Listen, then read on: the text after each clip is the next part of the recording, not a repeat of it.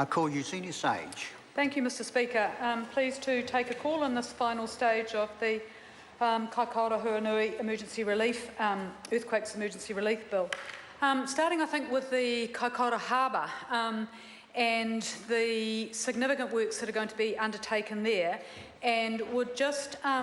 encourage the Minister of Conservation, because the Department of Conservation holds considerable information about the marine life, the natural character and values of the coast, to actually contribute that information to the process of deciding how the dredging and blasting work is to be undertaken. The Minister said that's starting next week. That's great in terms of getting boats back into the boat harbour. But engineers can do some things, but they need to actually recognise the importance of the Kaikōura Peninsula, not just because of its natural values, its habitat for fur seals, a lot of seabirds, the distinctive karst limestone landforms, its cultural significance to Ngāi Tahu, to ensure that those blasting works, which potentially will obliterate some significant rock outcrops in the harbour area, are undertaken with as much sensitivity as possible in terms of reducing the effects on the marine environment. And so the Department of Conservation has a lot of information and would encourage the Minister to ensure that that contributes to the process. One of the things also in terms of the second bill, or the third bill that the Select Committee will be dealing with next week, is an issue that the submitters, particularly from the power industry, highlighted on this bill.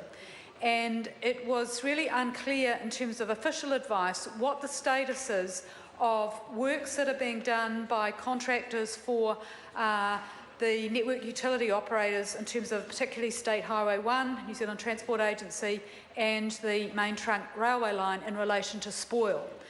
The power industry, we all know the damage that the industry has suffered because of the major uplift of the seabed, exposing a lot of the power broodstocks, the efforts that have been made to rehabilitate power by taking them and putting them in deeper water. But the industry is very concerned that if spoil is just simply pushed over the side because it is economically less costly to do that, then there will be major impacts on potentially on remaining areas of our coast where the power still exists. So there needs to be quite a careful assessment process. It may well be that some spoil is deposited on the foreshore in uplifted areas, but there needs to be an assessment of where that spoil is going to go, and what the debate in Select Committee and submissions highlighted, that it is unclear whether Transport Agency contractors and others will be using the emergency powers under the Resource Management Act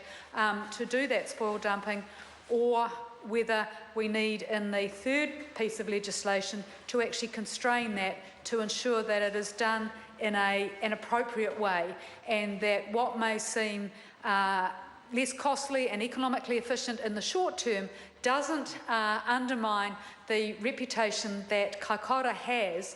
for a very special coast and marine environment. Because the scale of the spoil that's along State Highway 1 and the railway line, those big landslides, means that if it is just pushed into the sea and onto the foreshore, there are potentially major sediment plumes in the water, that it will smother areas of shellfish and remaining power stocks and have quite significant ecological effects. So I hope that the Select Committee looks at how that is dealt with and just clarifies what the law will be around how the spoil is disposed of, particularly around the south of the town, where it does look like there is the ability to get the road open in the short term, and that there is a thoughtful decision-making process there which enables the transport links to be restored as quickly as possible, but ensures that all options are considered and that the values of that coast, not just for transport but for the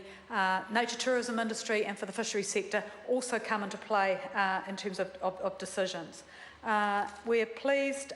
to support the bill and would encourage all parties to consider the constructive approach that we've had on this bill with the subsequent piece of legislation. Thank you. I call